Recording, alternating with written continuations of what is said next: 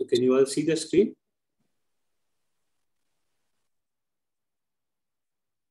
जी. Good. So मेरा नमस्कार, सबको नमस्कार. तो धनवर्ग की चर्चा को आगे बढ़ाते हुए आज वर्सेस 133 एंड 134 की चर्चा करेंगे और डिस्कस करेंगे. ये है कोण धान थेरवत्तु. तो इसका बैकग्राउंड कुछ इस प्रकार है कि कोण धान ऑर्डर में थे भगवान बुद्ध के समय में. वो प्रविजित हुए अपना भिक्षु की लाइफ जी रहे थे, लेकिन एक बड़ी अजीब समस्या थी उनके साथ कि जब भी वो निकलते थे कहीं भिक्षा वगैरह लेने के लिए, so the image of a female was always following. एक महिला की इमेज उनके साथ साथ होती थी. एंड ये इमेज बाकी सबको तो दिखाई देती थी, बट कोण धान को नहीं दिखाई देती थी. और he did not know about it also. He did not see it and he did not know about this image.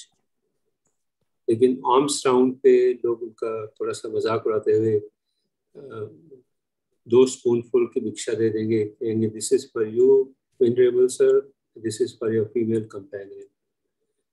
तो ये आपके लिए है और ये आपकी महिला कंपेनियन साथी के लिए है. और बाकी भिक्षुगण काफी निराश थे इस बात से. ये एक महिला को साथ लेके चलते हैं और वो उन्होंने राजा प्रसन्नजीत से शिकायत की कौशल देश के. तो king decided to investigate the case himself because he did not believe कि ऐसा कुछ हो सकता है. तो जब वो किंग मोनास्ट्री गए देखने के लिए कि क्या माजरा है, तो भिक्षुस came out to see the king. And उस वक्त उन्होंने देखा कि वाकई में कोण धान के बगल में एक महिला खड़ी है. Then he accompanied him inside his कुटी. तो वो कुटी के अंदर गए तो फिर देखा कि वो वहाँ पे महिला नहीं है.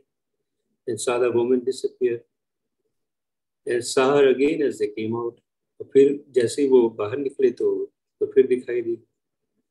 सो राजा ने एक कंक्लूजन निकाला कि this woman was not real. कुछ अजीब सा स्पिरिट है और it is not offense on the part of the bhikkhu. The bhikkhu must be innocent. So भिक्षु ने राजा ने भिक्षु को बोला कि अगर आपको बाकी जगह आर्म्स राउंड जाने में मुश्किल होती है तो आप महल में आइए, हर रोज आइए, हम आपको आर्म्स फूड देंगे. लेकिन बाकी भिक्षु उसको ये ठीक नहीं लगा. They were puzzled and started talking harshly with the venerable. और वो उसके बाद तो वो और भी हार्शली उनके साथ पेश आते कोण धान के साथ, accusing him of unethical conduct कि भाई तुम गलत काम कर रहे हो, precepts के बाहर जा रहे हो. On being accosted like this, he retaliated by speaking similar harsh words to them, accusing them of moving with women. तो उसने बोला, कुछ बोला होगा कि आप घूमते होगे औरतों के साथ, आप घूमते हैं, मैं ऐसा नहीं घूमता. कुछ हार्श वर्ड्स भी बोल दिए होंगे. तो बात बढ़ते बढ़ते शास्त्र तक पहुंचे और उन्होंने कोण धान को बुला के कहा कि बेटे, क्या आपने दूसरे भिक्षुस के साथ किसी औरत को या महिला को देखा है कि आपने उनसे इस तरह बात की? आपको मालूम है कि आपने नहीं देखा. तो बट उन्होंने तो आपके साथ एक महिला को देखा है. आपको शायद पता नहीं है कि you have been cursed on account of an evil deed done by you in a past existence. कि आप एक कर्स से आपके ऊपर एक कर्स है जिसकी वजह से आपको ये एक्सपीरियंस हो रहा है और ये पास्ट एग्जिस्टेंस से रिलेटेड है.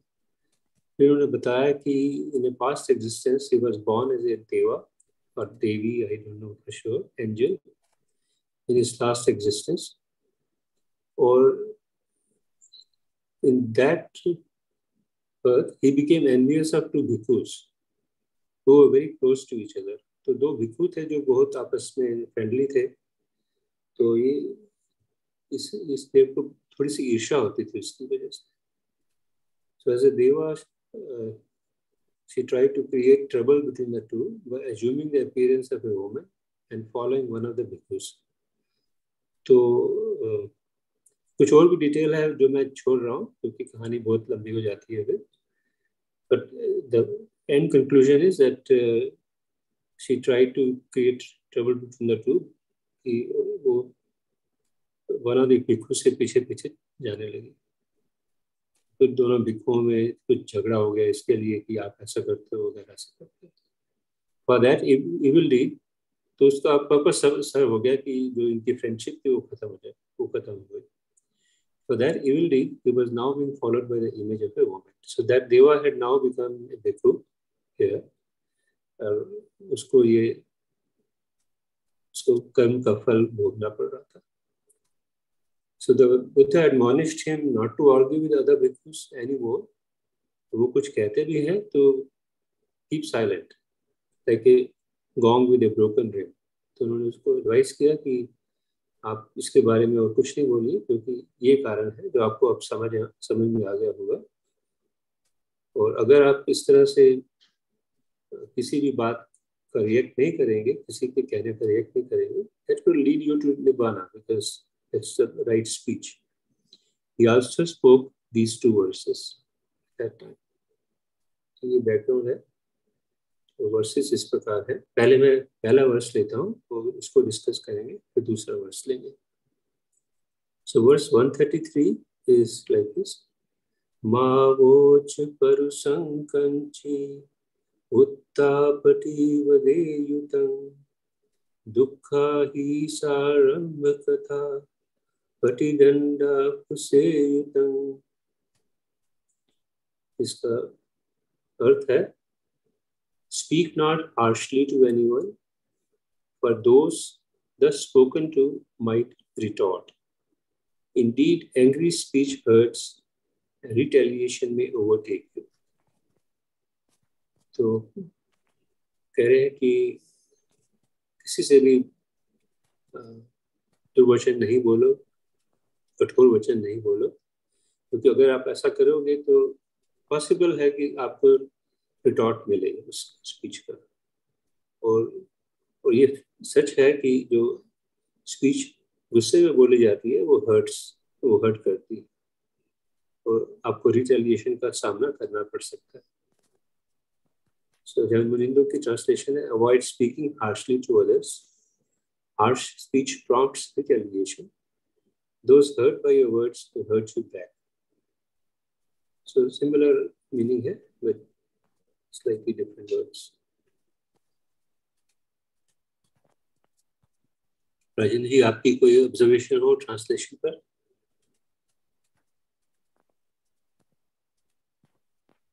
वैसे भी 2 मिनट आपके सामने रखता हूँ just in case you want to see the words carefully.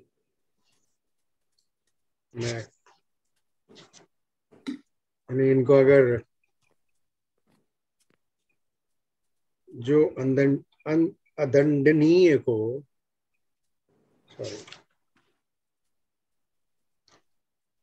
कड़वे वचन मत बोलो, बोलने पर दूसरे भी वैसे ही तुम्हें बोलेंगे. प्रतिवाद दुखदायक होता है, अतः उसके बदले में तुम्हें दंड मिलेगा.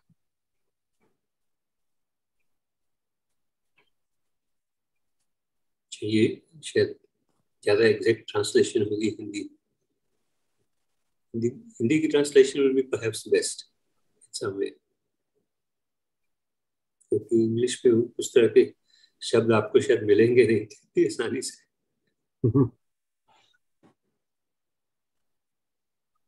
ये दुखा ही सारंभ कथा. सारंभ कथा क्या? I think angry words, I interpreted that to mean angry speech.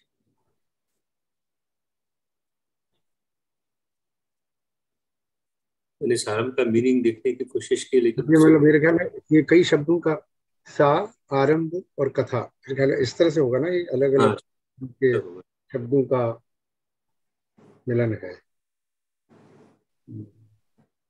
तो पाली तो मेरी बहुत कमजोर है, मैं इसके ऊपर कमेंट नहीं करना चाहूंगा। तो आगे बढ़ते हैं।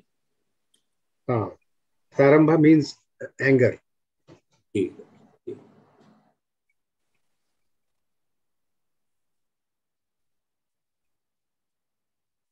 तो पहले मैं इस पर अपनी जो भी मन में मेरे विचार आए मैं आपके सामने प्रस्तुत करता हूँ, फिर आचार्य मिलिंदो का आपके सामने प्रस्तुत करूंगा। तो जैसा कि हम सब जानते हैं, राइट स्पीच एक बहुत इम्पोर्टेंट कंपोनेंट है, बहुत आवश्यक सही कंपोनेंट है एट फोल्ड पाथ का, जो टीचिंग्स का एट फोल्ड पाथ है। इम्पोर्टेंट तो है, but it's also easy to understand, but it's very difficult to practice. तो ये सब हम जानते हैं, आजकल के जो माहौल में थे बहुत ही मुश्किल है इसको हमेशा पालन करते रहना। The one-upmanship of the present world seems the natural way to go. किसी ने कुछ बोला है तो आपको जवाब तो देना ही है, उससे ऐसा जवाब देना है कि थोड़ा सा कोशिश हो जाए कि वो चुप हो जाए। That is the one-upmanship of the effect. But therein lies the sources of conflict in the world. शायद आधे से ज्यादा conflict immature speech की वजह से ही होती है, या unthoughtful speech की वजह से। A harsh or untrue word will hurt or provoke the listener and is often the reason for broken relationships of all kinds. अगर आप एक कड़वा वचन बोलेंगे, कठोर वचन बोलेंगे या असत्य वचन बोलेंगे, तो वो लिसनर को जरूर प्रोवोक करेगा, और टिपिकली ये कारण बन जाता है रिलेशनशिप्स की खराब होने में। Relationship of all kinds, spouse with spouse, parent with child, friend with friend, teacher with student and so on. फिर वो फर्क नहीं पड़ता कि वो रिलेशनशिप किस प्रकार की है, एक बार बीच में दरार आ जाती है तो आ जाती है। खासकर हार्श स्पीच एक काफी बड़ा कारण होता है उसका। Unfortunately, it has a potential to grow into a full-blown war of words with no one the winner. जब ऐसा होता है तो ये अनयूजुअल नहीं है कि वो एक वर्बल डुअल बन जाता है और उसमें जीत किसी की नहीं होती। Only suffering and bitterness results. तो ये सब हमारे एक्सपीरियंस में है, हमने या तो खुद से ऐसे कभी किया होगा तो हमें एक्सपीरियंस में होगा, नहीं तो हमने लोगों को ऐसे करते हुए देखा होगा। ये तो बहुत ही कॉमन एक्सपीरियंस है। Right speech is that which is spoken with kindness, is true and is timely. भगवान बुद्ध ने ये टिप्स दिए हमें कि राइट स्पीच हमें कैसे बोलनी चाहिए। So if we remember these tips of Bhagwan, we shall avoid many misunderstanding in the world. So ये मेरे कुछ विचार थे जो इमीडिएटली मैं कुछ सोच पाया इनके बारे में। अगर आपके कोई कमेंट हो इसके ऊपर।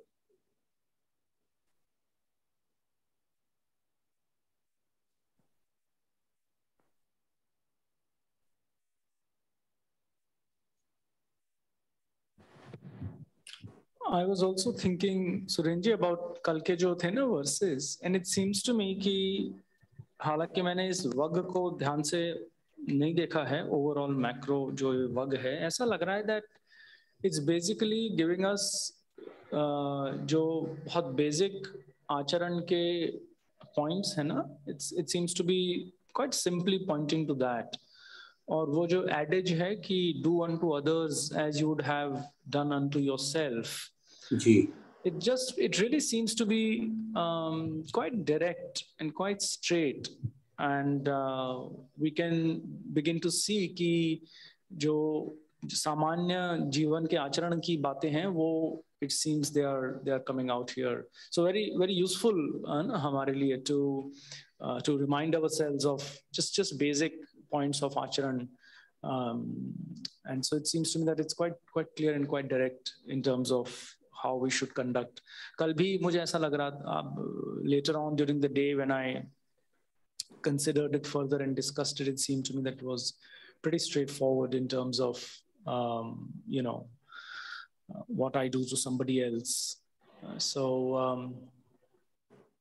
I would, at least for me, it seems to me to be quite helpful to take it straight away, direct, in short, in a simple way. Actually, it's a pretty simple, straightforward verse, basically. जी, आप बिल्कुल ठीक कह रहे हैं। आनंदों की एक reflection देख लेते हैं। That our intentional actions have consequences is a basic lesson in life. हमारी जो इंटेंशनल एक्शन होते हैं उनके consequences होते हैं, ये सब हम जानते हैं। जैसे कि अभी अंते जी भी हमें समझा रहे थे। This verse highlights the way heedless speech can have painful consequences. So this is what this verse is telling us. We would be wise to consider how the opposite also holds true. That respectful, considered speech has positive consequences. Such a teaching is so simple that we might overlook its real value. I think this is a point Antaji was making, and it is a point I was also making by saying that it's easy to understand all this, but very difficult to practice. So आचरण के ऊपर ही सारी discussion हो रही है, at least इस verse पे तो, और काफी सारे बाकी वर्सेस में भी इस वर्स के। So let us slow down and take time to observe the evidence in our daily life. थोड़ा सा रुक के हम देखें कि हमारे दैनिक जीवन में क्या एविडेंस है इस बात का। How do we feel having followed a hurtful impulse? Possibly initially we could feel good having been freed from pent-up resentment or frustration. तो हमें कैसा लगता है जब कोई हमें एक हर्टफुल इम्पल्स की फीलिंग देता है, जब हमें फील होती है ऐसी, तो हम उसको कैसे लेते हैं, हमारी उस फीलिंग को कैसे लेते हैं। इनिशियली तो शायद हमें अच्छा लगता होगा कि हमने जवाब दे दिया उसकी बात का, एक फ्रस्ट्रेशन निकाल दी उसके ऊपर, but how about a day letter और ए वीक लेटर? लेकिन एक दिन बाद या एक हफ्ते के बाद आप कैसा फील करते हैं? And conversely, how do we feel when we recall having made an effort to avoid causing harm? तो जैसे कि भंते जी हमें बार बार बोलते हैं कि कोशिश तो ये होनी चाहिए कि हमारा ऐसा रिएक्शन हो ही ना, हम उस स्टेज तक पहुंच जाए, हमारे मन में इस तरह की जो फीलिंग आई है उसको इमीडिएटली फीलिंग तक रहने दें और आगे नहीं बढ़ने दें, क्रेविंग और क्लिंगिंग तक नहीं जाने दें। फिर अगर ऐसा हो कहीं तो तब कैसा लगता है? ऑब्वियसली तो दुख की कोई बात ही नहीं पैदा होती।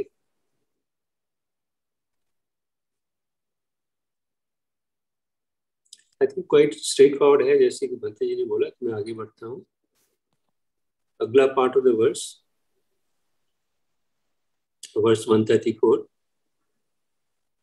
सचे नेरेसि अत्तानं कंसो उपहतो यथा एस्पत्तोसि निब्बानं सारम्भो तेन विज्जति।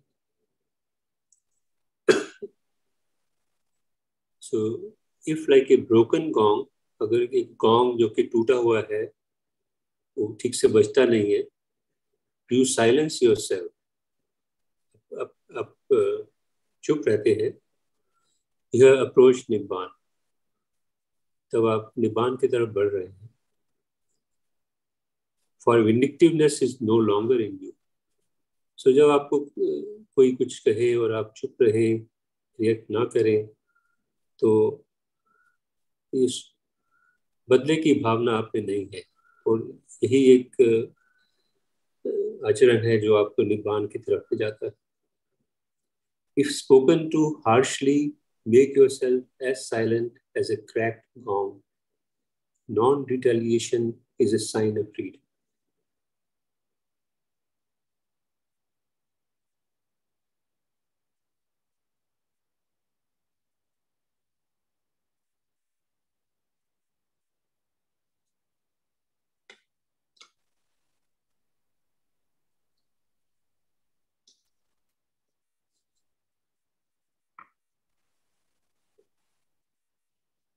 आगे बढ़ता हूँ। अगर किसी की कोई ऑब्जर्वेशन है वर्ड्स के ऊपर।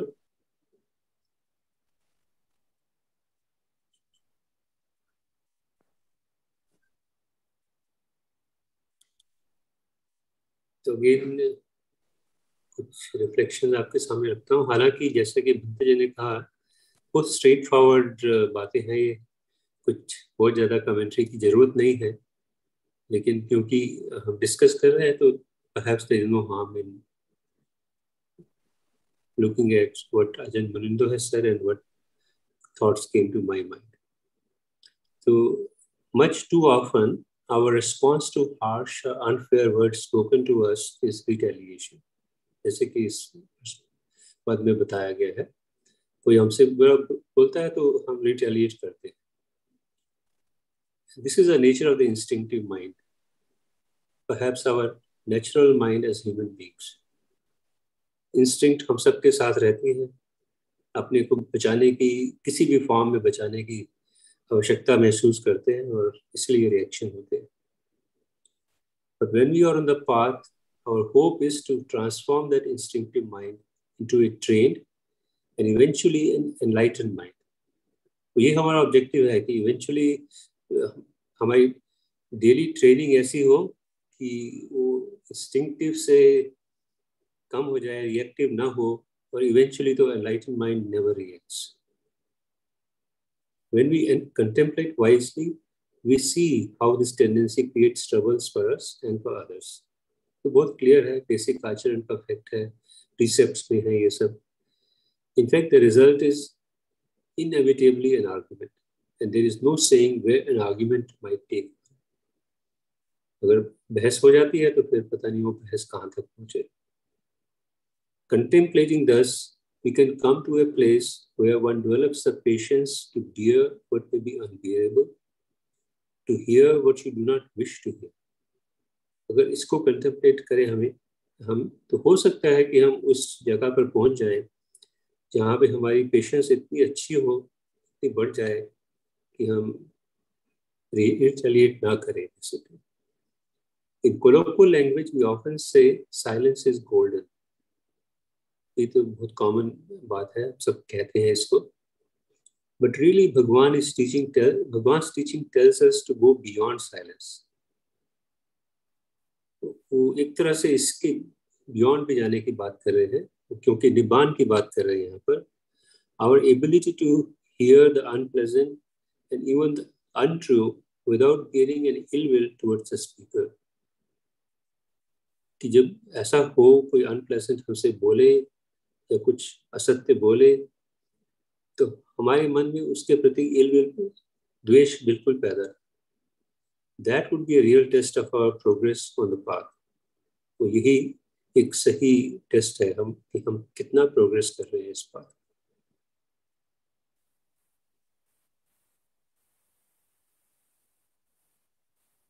बहुत मुश्किल काम है, हालांकि बहुत बेसिक काम है, लेकिन कभी कभी बेसिक काम भी मुश्किल हो जाता है. कोई कभी कुछ बोलता है तो हमारे मन से जो इंस्टिंक्ट है वो चुप रहने नहीं देती कभी कभी.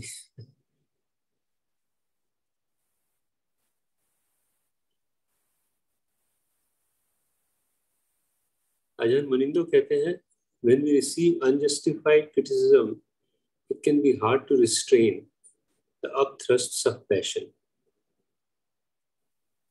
मुश्किल होता है कि रिटेलिएट ना किया जाए, कोई खासकर जब हमें क्रिटिसाइज करे unnecessarily. Pushing strong feelings down into unawareness isn't helpful. इसका ये मतलब नहीं है कि जो आपकी strong feelings arise हो उनको आप suppress करो और उनको उनके प्रति ignorant हो जाओ. Practice means finding the space within ourselves to feel what we feel without becoming those feelings.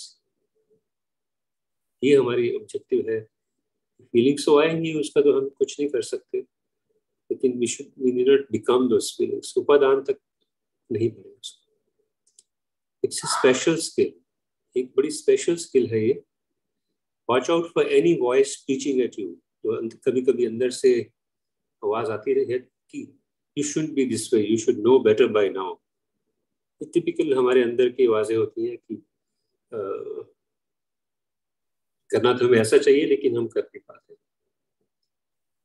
We acknowledge the fact of how it is in this moment, accept the present reality into awareness, knowing it as it is, not indulging, not pushing away.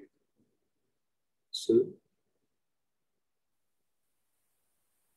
यथाभूत ज्ञानम दर्शनम, उसको देखिए, उसकी जो feeling है उसको feel करिए, लेकिन उसमें इंडल्ज नहीं करिए किसी भी तरह, ना उसको पुश अवे करिए. Now the energy of our passions can fuel the process of purification. अगर आप ऐसा कर पाते हैं तो जो हमारी एनर्जी है, पैशंस की एनर्जी, वो प्यूरिफिकेशन की एनर्जी बन जाती है. Burning out the pollutions rather than burning us out with self criticism. Self criticism के बजाय हम उसको ध्यान से देखें, समझें और उससे सीखें प्यूरिफाई करने की.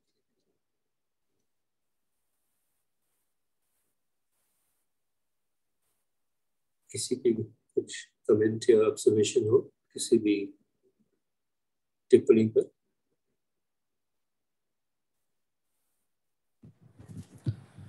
So I have a translation here जो English में जिस तरह से sounds actually very helpful.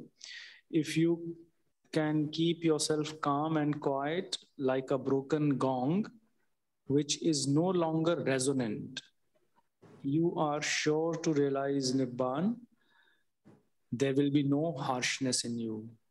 So it sounds like a very good summary of exactly what you described. And I think Surenji, what you said was quite helpful कि इसमें वो मसला है कि हम अपनी जो unpleasant feelings हैं, especially mental unpleasant feelings की तरफ कितने sensitive हैं. उसी के आधार पे इस cycle को तोड़ना संभव हो पाएगा. तो I think to be also aware that it's taking us beyond simply exercising control. हालांकि of course exercising sati and exercising control is the beginning of it. So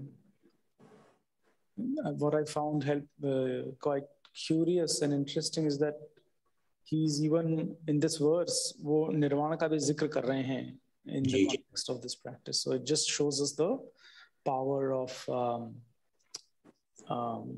breaking the paticca samupad cycle in terms of vedana pachya tanha.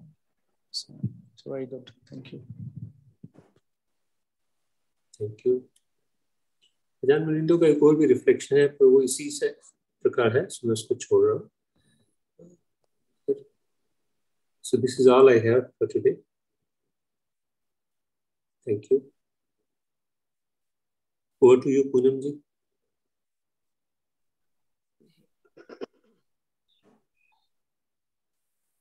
So Bhante ji, should we sit for quiet time?